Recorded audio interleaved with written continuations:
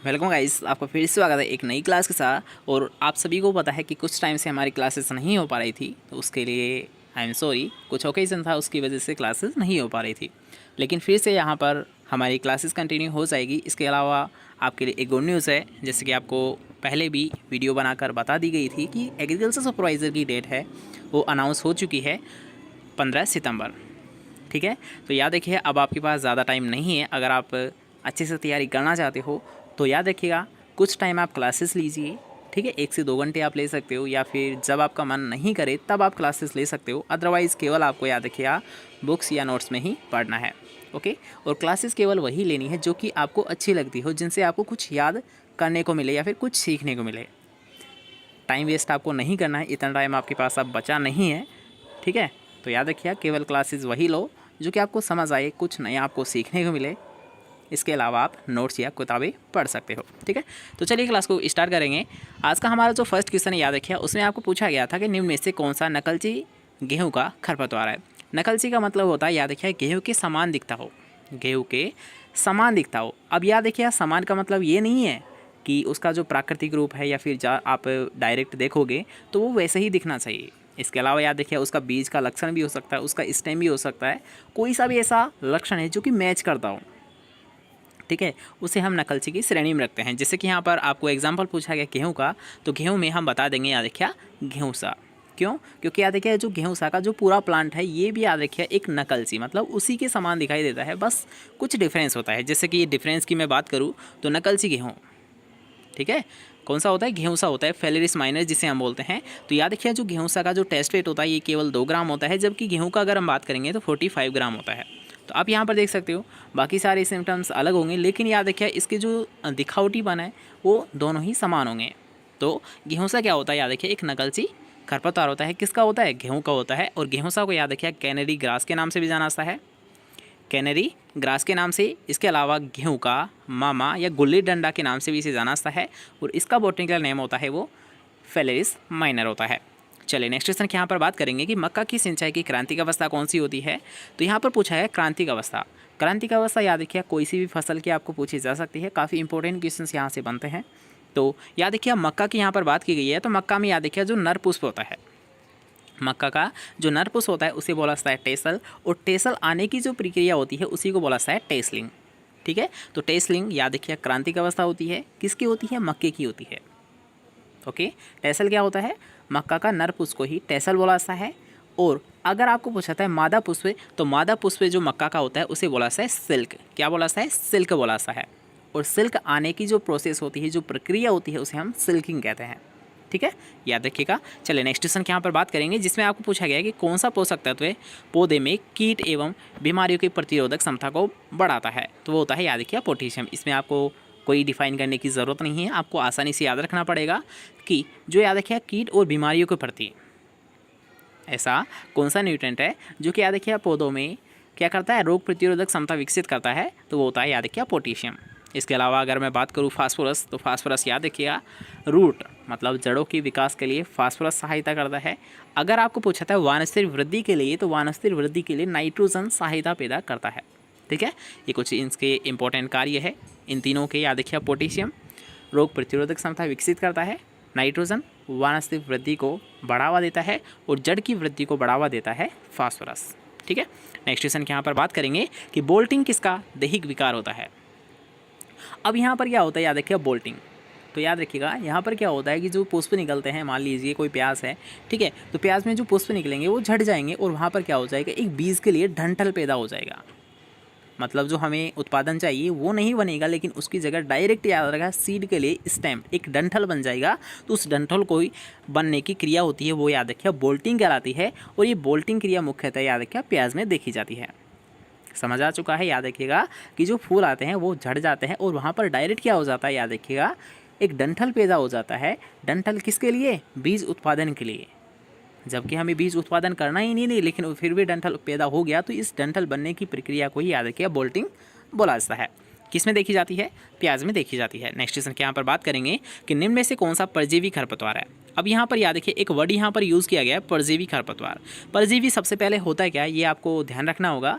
तो परजीवी का मतलब होता है याद रखिएगा कि अपना स्वयं भोजन नहीं बनाता है। परजीवी का मतलब है अपना जो भोजन है वो स्वयं नहीं बनाता है, बल्कि किसी दूसरे से प्राप्त करता है। किससे प्राप्त करता है? किसी दूसरे प्लांट से प्राप्त करता है। मतलब कोई मान लीजिए कोई जीव है, ये अपना स्वयं भोजन नहीं तैयार करेगा, बल्कि ये अपने भोजन के लिए दूसरे पर आश्रित रहेगा। ठीक है, जैसे कि आप मान लीजिए घर पर रहते हो, आप खाना नहीं बनाते, आपको पता है मम्मी खाना बनाएगी, तो हमें बनाने की ज़रूरत नहीं है। मतलब आप तो घर पर तो आश्रित हो। अगर मान लीजिए इसी जगह आपको डायरेक्ट रखा दिया जाए रूम वगैरह पर, तो अब आपको बनाना पड़ेगा। ठीक है, तो वो अलग कंडीशन हो जाती है। लेकिन यहाँ पर हम बात कर रहे हैं केवल परजीवी की। परजीवी का मतलब है अपना स्वयं पोषण तैयार नहीं करता, दूसरे से अपना पोषण प्राप्त करता है। ठीक है, तो यहाँ पर याद रखिएगा जो एग्जाम्पल है, याद रखिएगा वो क्या है, बताइए वो क्या होगा? परजीवी खरपतवार का याद रखिएगा जो एग्जाम्पल होता है वो होता है क्लोज। क्लोज का मतलब कस्कुटा, लोरेंथस, ओरोबंकी और स्टाइगा। अब यहाँ पर क्वेश्चन में थोड़ा सा मिसप्रिंट है। क्लोज क्लोज याद रखिएगा, क्लोज, लोरेंथस मतलब कस्कुटा, लोरेंथस, ओरोबंकी और स्टाइगा। ये जितने भी एग्जाम्पल ये परजीवी खरपतवार के हैं। लेकिन अगर आपको पूछा था, याद रखिएगा जो क्लोज है ये किन फसलों पर आश्रित है। जैसे कि स्टाइगा की मैं बात करूँ तो मक्का, ज्वार आप ले सकते हो। ठीक है, ओरोबंकी की मैं बात करूँ तो सरसों, तंबाकू आप ले सकते हो। लोरेंथस की मैं बात करूँ तो लोरेंथस मुख्यतः आम में देखा जाता है, और जो कस्कुटा होता है याद रखिए ये रिंजका या बरसी में देखा जाता है। तो क्वेश्चन थोड़ा सा मिसप्रिंट है, याद रखिए यहाँ पर अगर आपको पूछा था कस्कुटा किस फसल का परजीवी खरपतवार है, तो आप बता सकते हो, याद रखिए रेंज का। क्वेश्चन क्लियर हो चुका है। नेक्स्ट क्वेश्चन की यहाँ पर बात करेंगे कि निम्न में से कौन सा संयुक्त खरपतवार है। तो याद रखिए संयुक्त खरपतवार की अगर मैं बात करूँ, जिसे हम जटिल खरपतवार संयुक्त उर्वरक की मैं बात करूँ या फिर जटिल उर्वरक की मैं बात करूँ, तो यहाँ पर इफ़को 2 है, ये आपका जटिल मतलब कॉम्प्लेक्स फर्टिलाइजर है। ठीक है, नेक्स्ट क्वेश्चन की यहाँ पर बात करूँगा कि टर्मिलाइन में बोरोन का प्रतिशत कितना होता है। सबसे पहले यहाँ पर याद रखिए क्वेश्चन आपको इसी क्वेश्चन से 2 क्वेश्चन आपको देखने को मिलता है। फर्स्ट क्वेश्चन आपको मिलता है कि टर्मिलिन या फिर टुर्मेलाइन होता है, ये किसका अयस्क होता है। क्या पूछा जाएगा आपको सबसे पहले, किसका अयस्क होता है। तो अयस्क याद रखिए ये किसका होता है, बोरोन का होता है। किसका होता है, बोरोन का होता है। काफ़ी इंपॉर्टेंट क्वेश्चन है, याद रखिए ये आपको क्वेश्चन पूछा जा सकता है। जैसे कि मान लीजिए डोलोमाइट है, डोलोमाइट किसका होता है, मैग्नीशियम का होता है। ये क्वेश्चन आपको पूछे गए हैं। ठीक है, एक भी क्वेश्चन यहाँ पर वो एक्स्ट्रा आपको नहीं बताया जा रहा जो आपको एग्जाम में पूछा नहीं गया हो, बल्कि यहाँ पर जितने भी क्वेश्चंस आपको एक्स्ट्रा बताए जा रहे हैं वो सारे ही क्वेश्चन आपको याद रखिए एग्जाम में पूछे जा चुके हैं। ठीक है, तो याद रखिएगा आप भी तैयारी कर रहे हो एग्रीकल्चर सुपरवाइज़र की, और यहाँ तक कि मैं भी एग्रीकल्चर सुपरवाइज़र की एग्ज़ाम दूंगा। तो इस बात का आप टेंशन ना ले कि जो मैं पढ़ा रहा हूँ वो आपको सिलेबस में नहीं मिलेगा, बल्कि याद रखिएगा यहाँ पर जितने भी हमारे पॉइंट रहेंगे, जितने भी यहाँ पर क्वेश्चंस रहेंगे, वो एग्रीकल्चर सुपरवाइज़र के लिए ही स्पेशली रहेंगे। ठीक है, क्योंकि मैं भी आपको गलत पढ़ा नहीं सकता, या फिर मैं भी खुद गलत नहीं पढ़ सकता। अगर जैसा मैं पढ़ूँगा आपको वही पढ़ाऊँगा।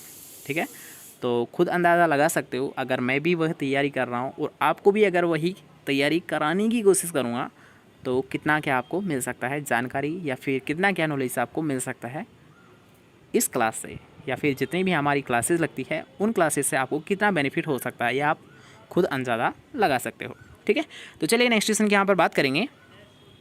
अभी हम बात कर रहे थे टर्मिलाइन, तो याद देखिए ये किसका एस्क होता है, बोरोन का होता है। डोलोमाइट की अगर मैं बात करूँ तो डोलोमाइट याद देखिए मैग्नीशियम का एस्क होता है। ठीक है, इसके अलावा अगर हम बात करेंगे इसमें बोरोन का प्रतिशत कितना होता है, तो याद रखिए 10 पॉइंट कुछ होता है, लेकिन आपको याद रखने की ज़रूरत नहीं है। आप डायरेक्ट याद रखिए 10%। कितना याद रखोगे कि टर्मिलाइन है, ये बोरोन का एस्क होता है, इसमें बोरोन का जो प्रतिशत है ये कितने होता है, 10% पाया जाता है। नेक्स्ट क्वेश्चन के यहाँ पर बात करेंगे कि सही सुमेलित कौन सा है। चलिए 4 पॉइंट को हम यहाँ पर क्लियर कर लेते हैं कि पपीते का कुल कौन सा होता है। पपीते का याद रखिए कैरिकेसी कुल होता है। कौन सा कुल होता है, कैरिकेसी होता है। फालसा का टेलिएसी कुल होता है। आम का एनाकार्डियेसी होता है, और लीची का सेपिंडेंसी कुल होता है। ठीक है, याद रखिएगा रोजेसी तो रोज का होता है, कैरिकेसी किसका होता है, पपीता का होता है। फालसा टेलिएसी होता है। ठीक है, याद रखिएगा सारे ही आपको यहाँ पर क्लियर हो चुके हैं। दोबारा से एक बार आपको रिपीट कर देता हूँ ताकि आपको याद हो जाए। पपीते का कैरिकेसी होता है, फालसा का टेलिएसी होता है, आम का एनाकार्डियेसी होता है, लीची का सेपिंडेंसी कुल होता है। नेक्स्ट क्वेश्चन के यहाँ पर बात करेंगे कि वर्षा को मापा जाता है किस यंत्र की सहायता से। तो याद रखिए रेन गेज की सहायता से वर्षा की मात्रा को मापा जाता है, मीज़र किया जाता है। इसके अलावा यहाँ पर याद रखिएगा जैसे कि हाइड्रोमीटर आपको दे रखा है, हाइग्रोमीटर यहाँ पर आपको दे रखा है, तो जल का अपेक्षित घनत्व हाइड्रोमीटर से और वायु में आर्द्रता का जो आकलन किया जाता है वो हाइग्रोमीटर से किया जाता है। हाइड्रा, हाइड्रा जहाँ पर याद रखिए आ चुका है, वो हाइड्रा का मतलब है जल, ठीक है। हाइड्रा का मतलब होता है जल। हाइग्रो, हाइग्रोमीटर का याद रखिएगा, जो आर्द्रता होती है, जो अपेक्षित आर्द्रता होती है, उसको मेज़र करने के लिए हाइग्रोमीटर का प्रयोग किया जाता है, ठीक है। सभी का याद रखिएगा। और इंस्ट्रूमेंट से आपको एक ही ना दो क्वेश्चंस आपको हर एक एग्ज़ाम में देखने को मिलते हैं, तो याद रखिएगा आपको ये वाला टॉपिक, मतलब जो आपके इंस्ट्रूमेंट दे रखे हैं उन सभी को आपको विशेष तौर पर ध्यान देना है। नेक्स्ट क्वेश्चन के यहाँ पर बात करेंगे कि निम्न में से कौन सा खरपतवार का प्रवर्धन राइजोम के द्वारा होता है। किसके द्वारा होता है? राइजोम के द्वारा होता है। तो बिल्कुल सर जी हमें पता है कि जो राइजोम से है वो प्रवर्धन किसका होता है? मोथे का होता है। किसका होता है? मोथे का जो प्रवर्धन होता है ये राइजोम के द्वारा होता है, ठीक है। इसके अलावा आप यहाँ पर कमेंट करके बता सकते हो कि हिरणखुरी है, जैसे कि जलकुंभी है, इनका जो प्रवर्धन है ये किससे होता है, आप भी बता सकते हो। अगर आपको नहीं आता है तो आप कमेंट सेक्शन में पूछ सकते हैं, आपको बता दिया जाएगा, ठीक है। तो चलिए आज एक शॉर्ट क्लास थी, क्योंकि आपकी बहुत टाइम से क्लासेस नहीं हो पा रही थी, तो आज हम शॉर्ट क्लास रखेंगे। इसके अलावा जितनी भी क्लासेस हम 20 क्वेश्चंस की रखेंगे, ताकि आपको ज़्यादा क्वेश्चंस देखने को मिले और वो भी कम टाइम में, ठीक है। तो अगर आपको क्लासेस पसंद आती है तो वीडियो को लाइक करते चलिए। इसके अलावा आप शेयर भी कर सकते हो। जितने भी यहाँ पर एग्रीकल्चर सुपरवाइजर की तैयारी कर रहे हैं उन सभी को आप यहाँ पर ऐड कर सकते हो। और अपनी स्टेटस है, जैसे कि व्हाट्सएप स्टेटस है, टेलीग्राम पर आप शेयर कर सकते हो। बहुत सारी आपकी सोशल मीडिया है, वहाँ पर भी आप शेयर कर सकते हो, ताकि यहाँ पर याद रखिए जितने भी एग्रीकल्चर सुपरवाइजर की विशेष तौर पर ध्यान दे रहे हैं या फिर तैयारी कर रहे हैं वो सारे यहाँ पर ऐड हो जाएँ, ठीक है। तो चलिए मिलते हैं नेक्स्ट क्लास के साथ। जब तक के लिए अच्छे से पढ़िए, अच्छे से रहिए। Bye bye, take care, good night.